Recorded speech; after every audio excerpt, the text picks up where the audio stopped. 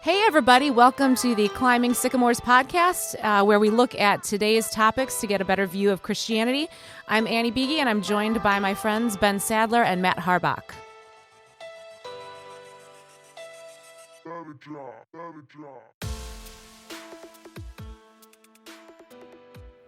Hey there, Climbing Sycamore listener. Today we have a special episode that was recorded a while back, but it's Pastor Ben interviewing Terry Schultz, the missionary, and it's about an hour-long episode, so check that out right here. Well, I'm pretty excited to get this going here. I have, I think he's a new friend, although I've been kind of following you from afar, missionary Terry Schultz. I just want to read his bio first, and then we're going to jump into our discussion. Here we go. So, missionary Terry Schultz serves as the artistic development missionary for multi-language publications of the WELS World Missions. He encourages and facilitates the use of culturally appropriate art forms in music, art, theater, dance among national churches in WELS foreign mission fields. He is currently involved in indigenous worship music projects in Asia, Africa, Latin America, the Caribbean, and North America. This year, he saw the publication of the Apache Hymnal, Part 1. Terry spent 15 years as a missionary in Peru, 6 years as a missionary in Haiti while living in the Dominican Republic. Terry is the author of several books, including No More Fear, Jesus, Evil Spirits, and You, and a book on infant baptism, Rescued from the Belly of the Beast. Terry has illustrated part of Luther's Small Catechism for use in South Sudanese refugee camps and in Haiti. And one of Terry's specialties is producing educational resources for pastors with low literacy. Over the past few years, Terry has taught in Ethiopia, Kenya, Vietnam, and Nepal. That's quite a bio, Terry. Well, thank you for being here, Terry. This is really exciting. Thank you so much for inviting me. It's a real pleasure to be here with you today. Yeah, like I said, I kind of been following you from afar. The first time I heard about you, someone forwarded me the Jungle Journals. And I just thought, oh my goodness, I have to follow this guy. I have to find out, I just get to talk to him. So I'm so thankful that now you've been coming to worship here at Victory and get to know you a little bit more. And well, before we get into all that, I have so many questions, but sure. I want to start by just asking, give us a little bit of your background. Where'd you grow up? How did you get into ministry? Tell us a little bit about yourself. Sure. Grew up in West Chicago, about 30 miles from, downtown Chicago there. Went to West Chicago High, had a very, very strong music program there. And so got, reasonably obsessed with music at a very early age, then went to Eastern Illinois University to study music some more. Played in a lot of bands, a lot of musical theater in the Twin Cities. But quite frankly, I always thought, boy, you get to the end of your life, and you want to say that you were a drummer in a lounge band and turned down quite a few offers for work in Las Vegas. Oh, wow. Really feel like the Lord just pulled me back each time. And, met my wonderful wife, Mary. And yeah, she's great. Always thought, maybe, try being a missionary, try going to the seminary. I was never too good in the languages, but thought at least, try it. And if that's where the Lord leads, that's fine. And so as a second career person, went to Bethany Lutheran Seminary there in Mankato and was called directly into the mission field from there. So what do you mean the Lord kept getting your attention or kept on drawing you back, or how did that happen? What do you mean by that? Well, actually, each time the group I was in got more and more successful and was offered, full-time work. And I got to tell you, going to work from, 9 to 1 o'clock at night and making a whole lot of money sitting behind a set of drums, which to me is like sitting down to the cockpit of a 747. It was a wonderful life, but I could just feel so tangibly the Lord saying, this isn't it. There is just something, and again, by the grace of God, brought up with very strong parents, Lutheran parents, my brother being a pastor, Pastor Tony, and just thought, okay, I've got to see if there's a way to use, my talents for the Lord. So what year did you go to Bethany then? That's a long time ago. Around the 90s, Okay. actually. Right. Yes. And then from there, you got called into foreign mission. Where did you go? Was that right to Peru? Right. Directly, this is the first time they called someone straight from the seminary to the mission field. And I remember ELS President Orvik saying, I can tell a world missionary when I spot one. Wow. Still not sure what to make of that. So did you just get excited about the hop on board? Were you nervous? Did you know Spanish? I mean, were you ready to go? Well, Right. I can tell you, when I was still trying to figure out what I was going to do, I had actually gone to India to work at an orphanage with a Pastor Dasri, who was connected to the Wells at that time. I remember sleeping on the floor of an orphanage in India and just thinking, this is the greatest. wow. And I remember one Christmas, I was there in India at the orphanage and seeing the orphans put on a play at night of the blind man who received his sight, and this little orphan boy going from being blind to all of a sudden receiving his sight and doing the most exhilarating dance Wow. I have ever seen, to the applause of 100 orphans. And I just always wanted to, do some kind of work in a foreign field. Wow. So that was before you went to seminary? You were Right. there? Okay. Right. So then went to the seminary and kind of hinted to the professors that, I would, really see myself working in a cross-cultural And situation. was Mary always on board with foreign missions, or what was that? Absolutely. Wow. Yes, very, very much so. That's amazing. So then you went to Peru, and was there already a mission established there, or were you guys starting one, or what was that like? Right. There were two ELS missionaries there, basically operating a seminary in Lima, and I taught a few seminary courses there. And we had a connection to a lady who was from a place called Tarapoto, which is right on the edge of the Amazon basin. So 1 hour flight from Lima, you take a car over the final little foothills of the Andes, and you're in the Amazon area.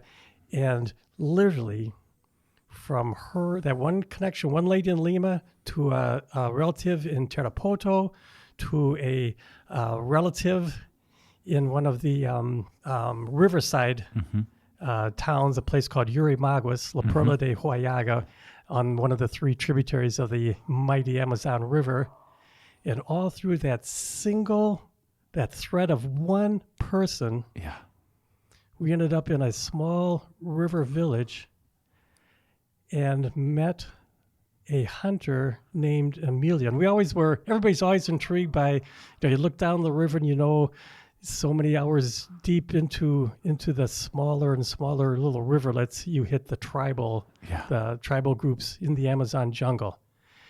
And, we kind of let people know we'd love to, work at these places where they'd never heard the name of Jesus. Wow. So we met a man named Emilio, who was a renowned hunter, and he had a deal with a tribal group called the Shawi, Shawi, where he would shoot animals in their part of the jungle, give half the animals to the tribe, and take the other half to sell them in the marketplace. So the thing is, you can't just walk into a tribal village. You need permission. So one day Emilio told us, hey, I will take you into the Shawi tribal village deep in the jungle there. And later we found out that Emilio was actually a Peruvian shaman who knew we were, quote, religious men. Yeah. Thought he'd pick up some tips or something? Yeah, or? some hechiceria, some curses, some spells from us. So it was literally an agent of the devil. Wow. Who first took us into the tribal village, the first one that we visited. Yeah, and I think we were talking about this offline. That's when I remember hearing, first of all, these jungle journals. That's where you started writing about, right? Correct. I know we could probably talk hours on that, but first of all, this is why I love talking to missionaries, because like you can say, spot a missionary. There's humility, there's excitement, and there's optimism. I think that's the thing. Excitement over one person could lead to a whole opportunity. Humility, I don't know what's going to happen. I don't know what I'm doing here. And then, I'm not there's something about being the minority in a culture too, where you kind of get rid of this, I call the shots, everybody should listen to me kind of thing.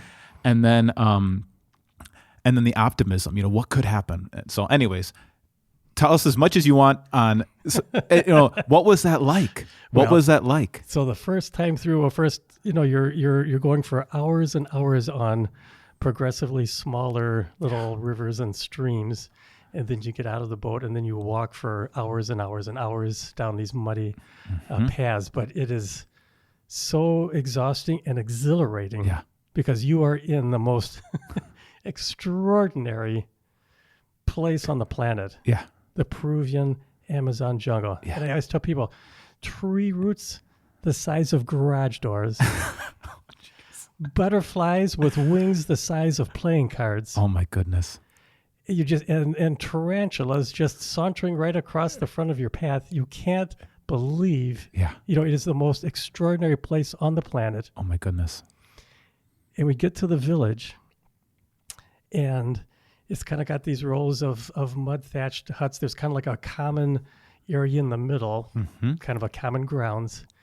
And we get to the edge of the first Shawi village, and no one had ever seen a white person before. Oh my goodness! Among the women, and so they saw me, and a couple of women, they let out a shriek, grabbed a child under each arm, and ran into the first hut that they could.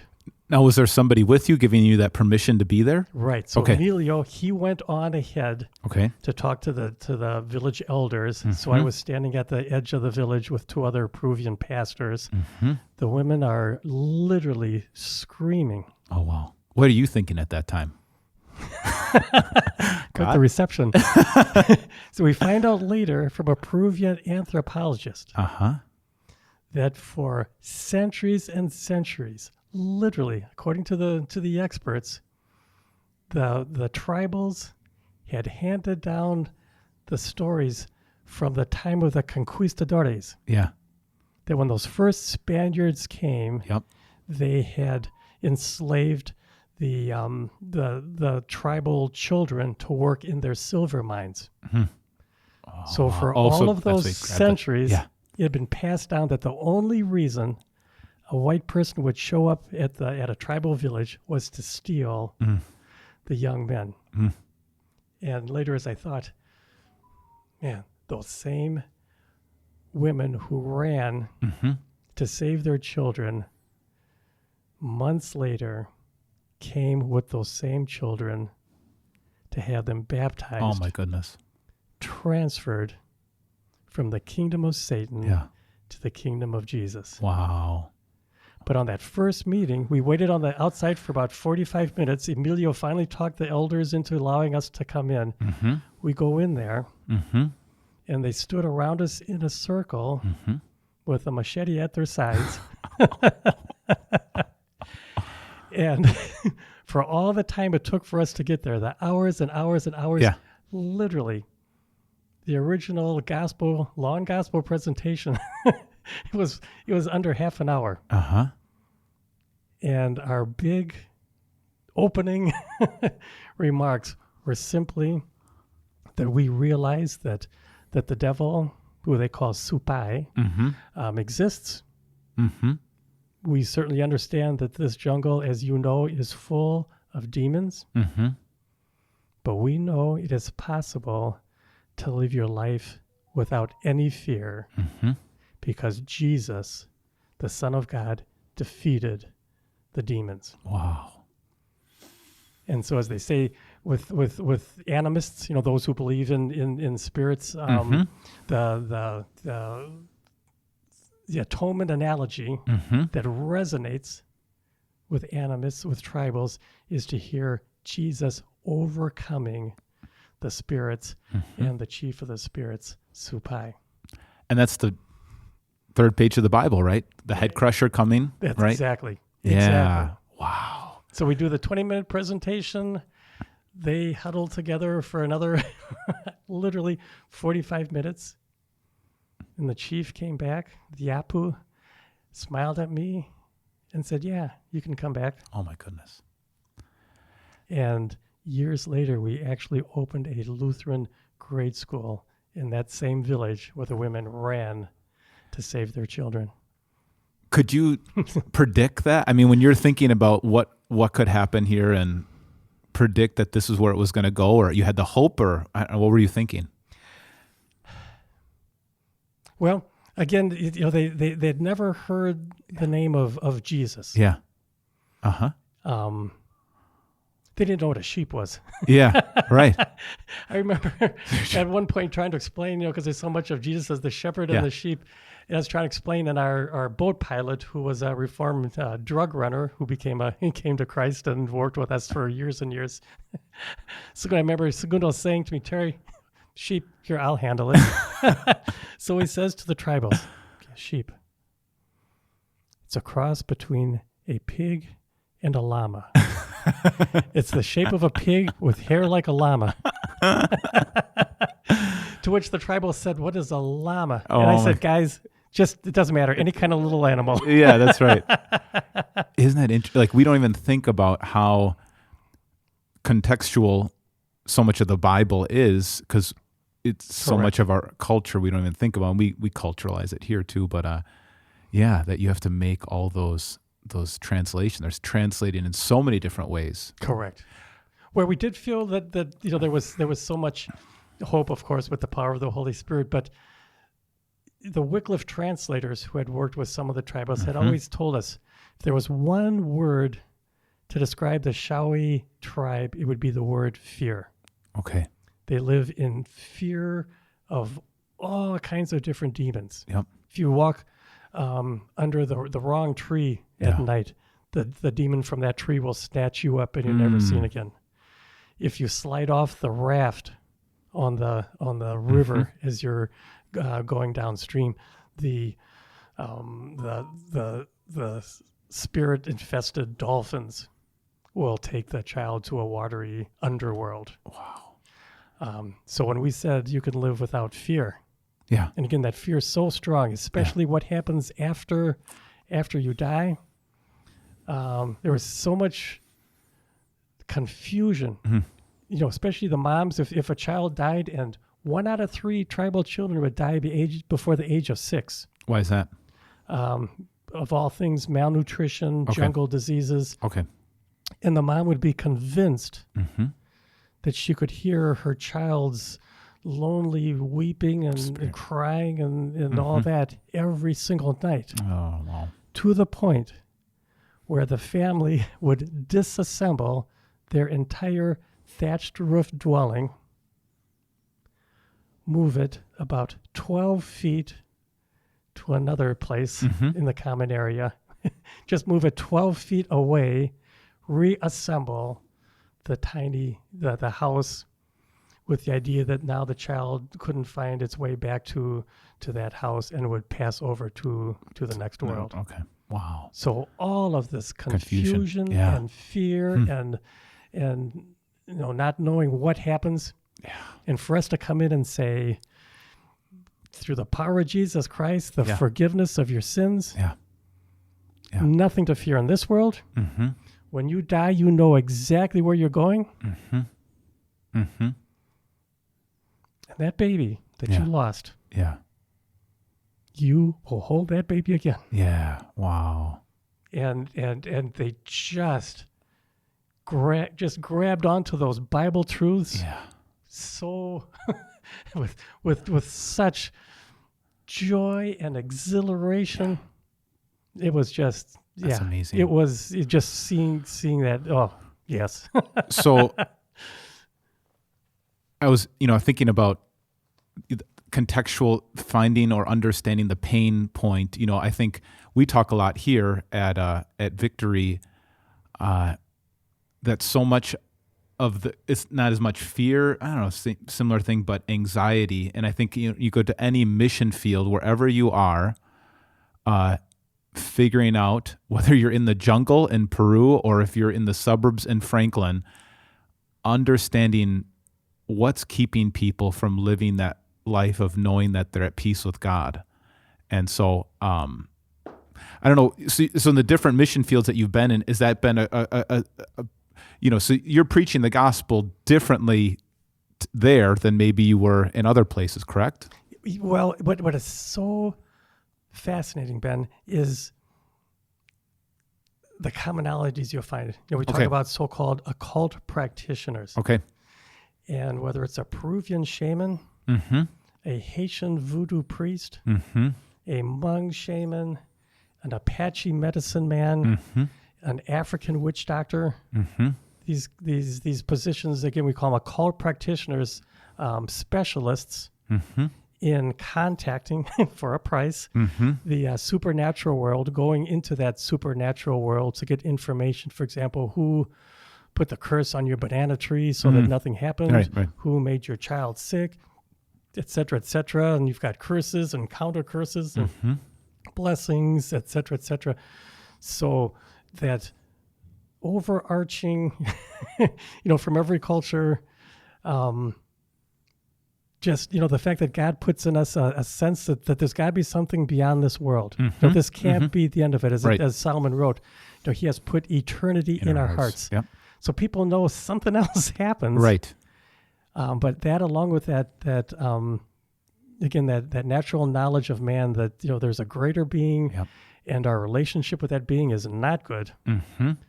And so every culture you walk into, you get that exquisite set of givens. Yep. Right. To work with. I think you're right. Wow. So I have so many questions about the Peruvian mission, but so were you working through a translator the whole time there? And it's tribal language, right? That's not Right. A few of the men would know rudimentary Spanish. Okay. For trading purposes. They'd come out of the jungle once in a great while, and they would trade furs and certain jungle fruits, etc., at some of the marketplaces along the Mestizo river villages. The women were not allowed to learn a Spanish language. You certainly were supposed to, not even talk directly to them. So when we had church, the men would be in the front, the women would all be in the back. Yeah. You would work through a translator. Later, we found out my wife, Mary, who went through all that jungle, with me many, many times, discovered that the women actually knew a whole lot of Spanish. Because she could talk with them? Or was she allowed to? A little bit, yeah. Okay. They needed to actually pretend like they didn't understand. Okay. There was a whole, we'll get Mary down here one day. She was quite the extraordinary person to walk into that jungle village. Wow. Also. They'd never seen blonde hair. Yeah. And I imagine you're sitting in church, which Mary was in the jungle village, towards the back. Suddenly, someone is trying to pull a little hair out to use this magical blonde hair for their spell making and magic and witchcraft. Yeah. So, all kinds of things to deal with. What was that like? That whole process of not only teaching new things but correcting old things. That was probably years, right? Or what was that like? Right. Used a lot of pictures. This is where I kind of practiced, making drawings. But again, we kept going back to, Jesus versus the devil. Just framing things completely in, how that evil entered God's perfect world. Yeah. I never ran into they use the word native or nativos. I never ran into a tribal who had any trouble believing that the devil took the form of a snake. Yeah. And talked to Isn't that amazing? Talked to Adam and Eve. A different group we worked with, the Shapra Kondoshis. I remember a man named Mani Harwal, and he used to tell me, man, when I die, if I can just take my blowgun with me, I am going to hunt down the devil and kill him. Oh, wow. So again, just that beautiful, just, so eager to embrace Christianity. But so much of it was, and again, this is what you learn in missiology, courses on missions, to, meet them where they're coming from. Mm-hmm. And again, the idea that you can live your life with no fear. Yeah. You are literally Almighty God's adopted child. He never takes his eyes off of you. Yeah. Oh, again, the sheer, I use the word so often, exhilaration Yeah. of the tribals, and the walk that produced in so many of them. Alcoholism was huge, and so much of that was eradicated. A lot of physical abuse in the families, eradicated. It was just a stunning change that took place in those villages. Was there any hostility to the gospel or to what you were doing? Yeah. Very much from the shamans. Okay, yeah. You're moving in on their territory, huh? Every one of the shamans, every village has a shaman. Who is very often he's he's certainly the spiritual leader. There's no health clinics out there. Clinics can be days away, and so we came in and certainly were a direct challenge to the shamans. I remember one time being in a port town, getting ready for a jungle trip. I hadn't been to this one area for a while, and a shaman was there who I'd crossed paths with months ago. And our boat had overheard him saying to the shaman saying to his friend, "Man, I put a death curse on him months ago." Oh my.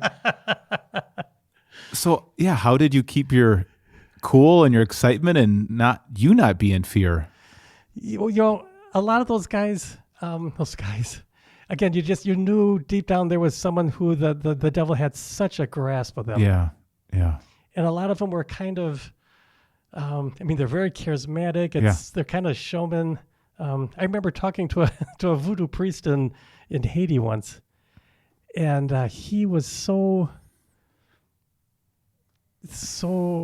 interested in Jesus and the forgiveness and eternal life. But he said to me, he goes, yeah, but I've got 12 children. He goes, and the money is so good. Oh my goodness. Wow. And I just thought, this is a picture of selling your soul to the devil. Yeah, yeah. But a lot of the shamans, again, Peruvian shamans, voodoo priests, a lot of the occult practitioners would say to me, people come and they buy blessings, they buy curses, and when it's all over, if I've just done one more blessing than curse, I'll make it to paradise. Yeah, wow. So being in that, I think here in the United States, we are so, the Enlightenment kind of got rid of any kind of idea of a spiritual realm. Right. What do you think we can learn from that? What would you want to tell people here in the States who have kind of just see things between, just scientific materialism kind of thing? What do we need to be aware of?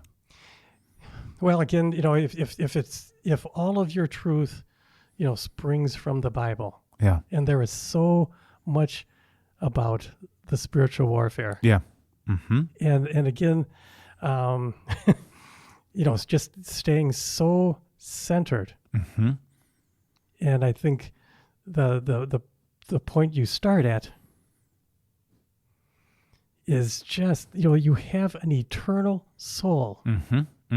The maker of the universe wants to spend forever with you. Right. And so much is you are so much more special to our Lord than you even realize. I mean, we know he died for you. He wants to spend forever with you. Yeah.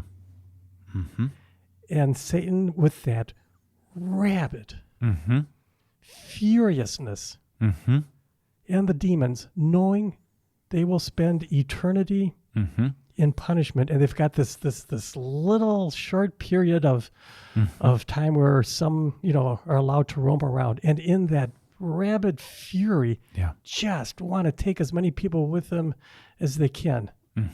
You simply have to remember how high you just it's you can hardly wrap your mind around it.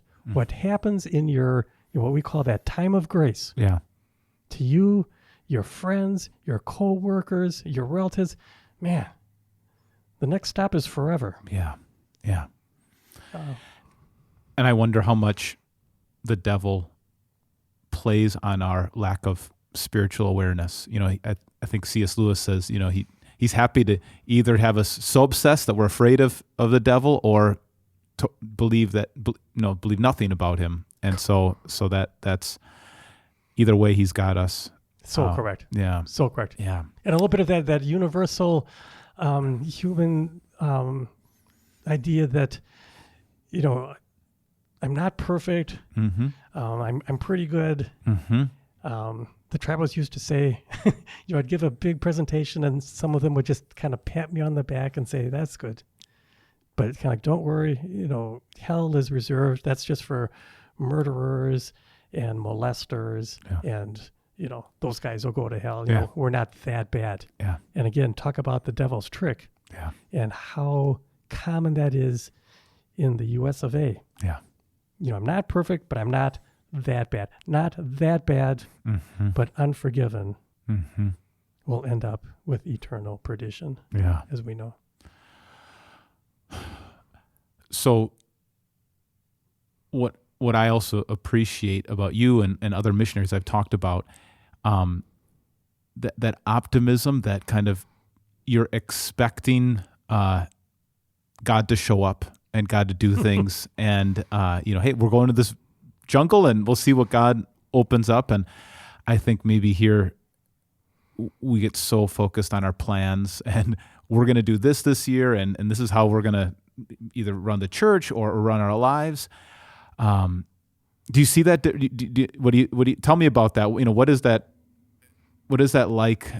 That some things you learn in the mission field to almost be guided or led or be open to, where I'm sure you make plans, but then you also have to do it.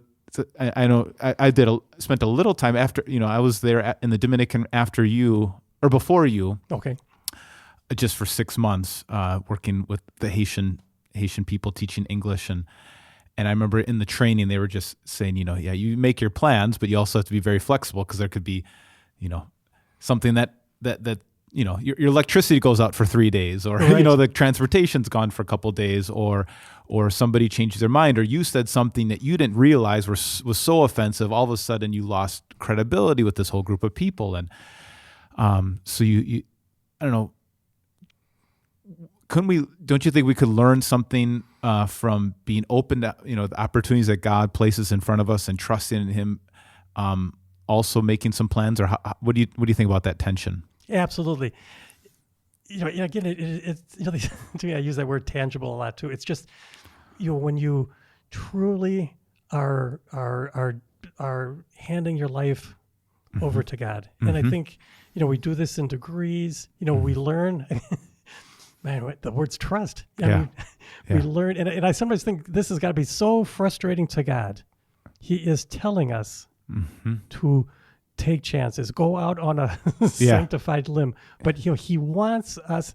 I mean, that's why it's called faith.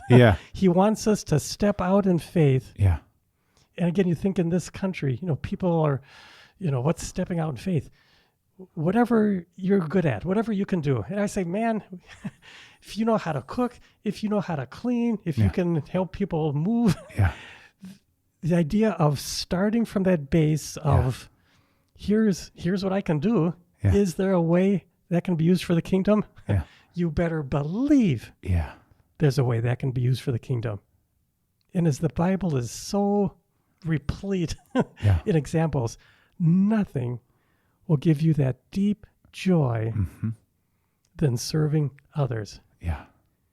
And you think how long you've heard that. Right. I'd like to drill down on that a little bit. There's and I also, hopefully we have time to also get to what you're doing right now.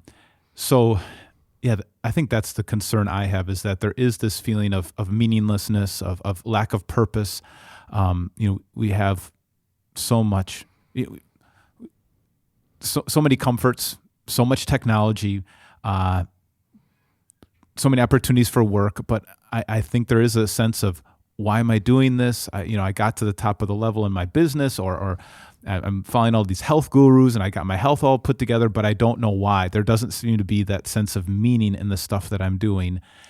And so, and yet when you're laying on the floor of this orphanage in India and you're finding incredible meaning there, when you don't have all of these maybe luxuries or so how would you, if somebody is wondering, I'm really struggling. I think I have these gifts. I think I can do these things, but I really don't see much meaning in my life. I don't really know how this matters.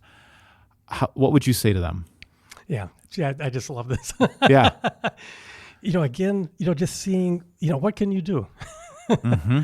And I love, there's a Luther quote. I never get it exactly, but, where he says, when you get to the end of your life, you should feel like you used up all of the talents that God put into you. And again, just the uniqueness of each individual. And if there's, you can truly say, if there's just simply something you're good at, there's going to be somebody else who's not good at that. Yeah. And, you see where there's such a problem with loneliness and isolation and finding meaning. Yeah. Friends, those questions are answered in serving others. Yeah. And the simplicity of the act, going over, bringing somebody a warm meal, visiting, my goodness, people are so famished for visits. Yeah. I mean, you can come to a church like this one and find opportunities. Yeah. I think about your story of going from a drummer, this doesn't feel, there's got to be more than this, and yet you're playing on these big stages, you're having success, and not that necessarily everyone has to leave all of that and go become a missionary, but it's amazing how you can look back on your life, how God used all those experiences to lead you to what you're doing now, and I wouldn't mind hearing more about that. Now, your passport, how many passports do you have? Do you have any extra pages on your passport? Because I'm just glad we got this interview in, because I know you're always out of the country serving somewhere. But tell us more about what you're doing right now, what you're passionate about right now, what's exciting you right now about the kingdom of God and how God's using some of your experience. Well, a couple of things. Two, I'll just, I work now as they've created a position for me, which was so, by the grace of God, what they call artistic development missionary. And the idea is to partner with our, nationals in these various countries, using the arts, for kingdom work. One area where we've really, got some work to do is in worship music. Yeah. And it's as simple as, again, God bless them, the first missionaries. Well, you look at mission history, turn of the century kind of considered the golden age of missions. The Brits were pouring into Africa, and Latin America had been going since the discovery of the New World. But basically every place people went, these early missionaries, they had a Bible in one hand and their hymnal in the other. Yeah. And they're synonymous almost. Right? Oh, very much so. And the Bible was translated into the indigenous language. Yeah. The hymnal should have been translated into the indigenous music of that group. And there are truly countless stories from Latin America to Africa to Asia where people would say about our particular church, our Bible-based church, we love your Bible-based teaching. But do we have to sing your songs? And I'll bring that home just a little bit further. In our Amero-European heritage, the Lutheran hymns, etc. And if you're into this kind of thing, the two music elements that are most important in European hymnody, Mm-hmm. as we know, are melody and harmony. Mm-hmm. And everything else is pretty secondary, very little rhythmic variety, a lot of half notes and quarter notes. African music, a lot of Caribbean, a lot of Latino, it is absolutely, especially African, it is literally the opposite. The opposite. The most important music elements are meter and especially rhythm. The idea of having, 6, 7, 8 counter rhythms, the interplay of rhythm, that kind of thing, giving it interest. Melody and harmony, absolutely a distant second and third. Wow. And so you're going around now. Are you writing the music? Are you helping people write the music? What are you doing? Right. We try to partner, wherever we can. We partner with the different groups. We've been working with about half a dozen music studios. We've worked with one in Lima, Peru. That's our best one. Or, we've used them for all kinds of things. Getting ready to use an Africa studio. The idea is to use,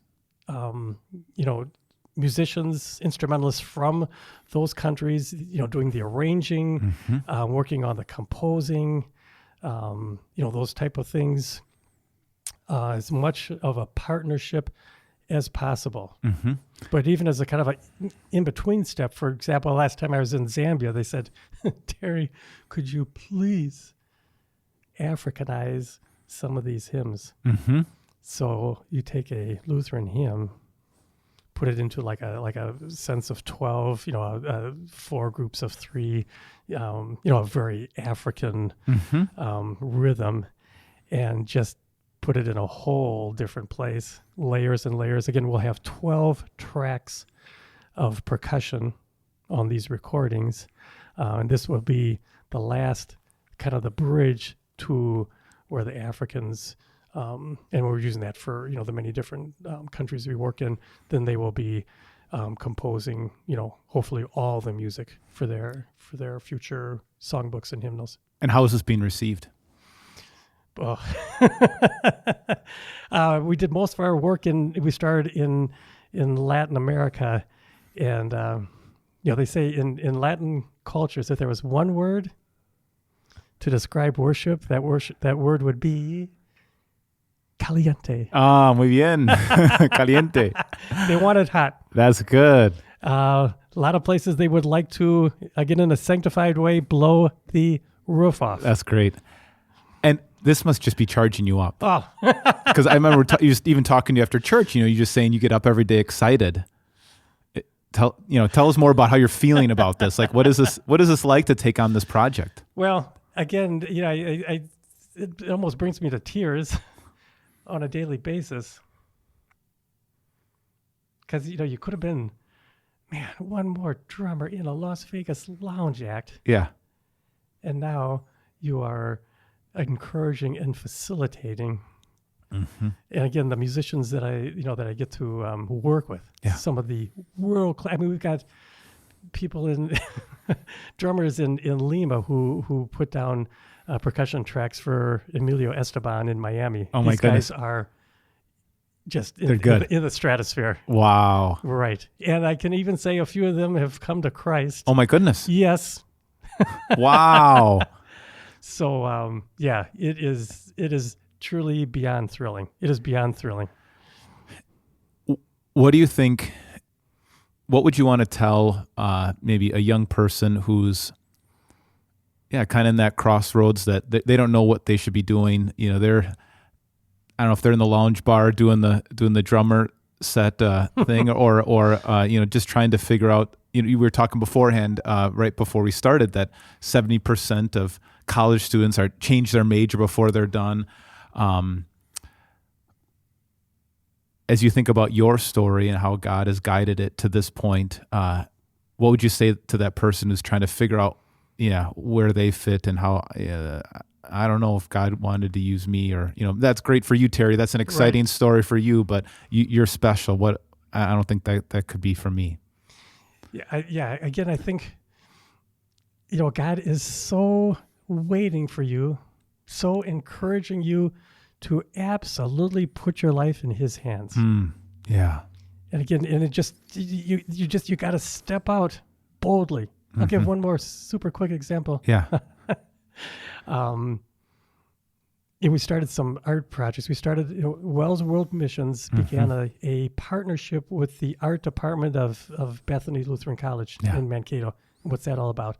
Again, so many of our mission fields, it's real low literacy on the spectrum, but you can pack a lot of information into a picture from a Bible story to literally, just teaching doctrine from diagrams and pictures. Now, imagine art majors, guys and gals who from grade school, they just love to draw. They had maybe some good high school art teachers, ended up being a art major. And what am I going to do with that? I'm going to be a waiter or a waitress, etc. Well, again, same thing for those art majors who hung on to that talent that God gave them, wondering how could this ever be used for kingdom work? Yeah. And right now, we have got close to a dozen artists doing pictures, posters of Bible stories that will be used in several mission fields in Africa, Asia, Latin America, the Caribbean. Wow. So you're sitting Isn't that there amazing? in Mankato in your dorm room. Yeah. Drawing the 3 Men in the Fiery Furnace. We use a comic book sensibility, Okay. kind of edged towards manga, that Japanese comic, Okay. which is, comics have a vocabulary. Yeah. They're kind of a language. All their own people know what the bubbles mean and how you go from panel to panel.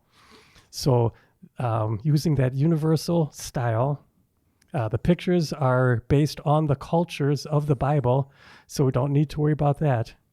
Interestingly enough, we ask, for Africa, do they want a African style disciples in Jesus or Asian? And we always get the same answer, no, because no one will recognize him. So we kind of use the classic styles for the people in the pictures, but they are again based on the Bible cultures. Yeah. So they can be used from foreign field to foreign field. And again, art majors who had no idea how the Lord would use them. Now, I can say last week, there were African pastors holding up posters in Uganda Oh, my goodness. that had been drawn by art majors at Bethany College in Mankato. Isn't that amazing? I think another thing, too, that can happen here in the States, we feel like, Christianity is shrinking and people are kind of moving on. But in some places, where do you see the gospel really exploding, where people seem to be open to it? Well, I think we've always seen where people on the lower economic class, so embrace the gospel.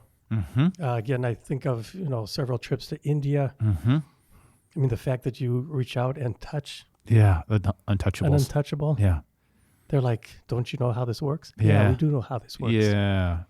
We know Wow. how God works this and finds you as precious as that guy in the palace over on the hill. And again, just the astonishment at how precious each individual is. Yeah. So, those things, very often you see that. In Africa, it's a big story right now. How many of these so-called independent African churches that were started by other American or European church bodies, and churches that we'll just say ran off the rails in how they, interpret the Bible, what they allow, what they don't allow. And African churches saying, basically, you don't know where you found, your practices in the Bible, but here's what we do. Yeah. So for Bible-based groups like ours, by the grace of God, who just adhere to that truth, there is tremendous opportunity. They're asking that we would teach or help or lead or partner. Exactly. Wow. Yeah. We don't believe in wholesale Yeah. conversions, but it's pretty amazing how entire churches right now we have in Vietnam. If I can take a little sidebar. Yeah. Man, if you grew up in the 70s like I did and you actually had a draft number, Yeah. if someone had said to you in the 70s, yeah, and in 2023 the wells will open a seminary building in Hanoi, Mm-hmm. you'd have thought they were from another planet. Yeah. Wow. And that's what's happening right now. And some of those pictures coming out of those art majors in Mankato are on their way to Vietnam, where we have 2 groups of 60 student pastors. There are over 120 Hmong villagers, men, in these remote villages in northern Vietnam who are now studying with us to become Lutheran pastors. And again, just seeing that pure teaching. Yeah. Everything we do, we say, ask us why we teach it, ask us where it is in the Bible. Yeah. We invite your questions. And the harvest, the nets are breaking. Yeah. The nets are absolutely breaking right now in Vietnam. Wow. Can we do this again? Absolutely. All right, good. There's so much more I want to talk about, but I think you gave lots of encouragement, lots of hope for people to see their place in God's kingdom. I thank you for all the ways that you've served and been an example to so many of us to take that step of faith and to use your talents, however God has gifted you, to music. And maybe we can see you someday in the drums here at Victory, behind the drums for us. That'd be cool too. So, well, God bless you, Terry. Thank you so much. Thank you so much, Pastor. All right. Appreciate it.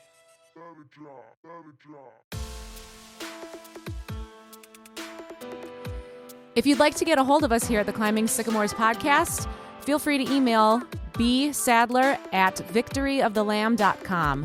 bsadler@victoryofthelamb.com. If you like today's intro music, it's been brought to you by Andrew Lynch's song, My Name, Hello.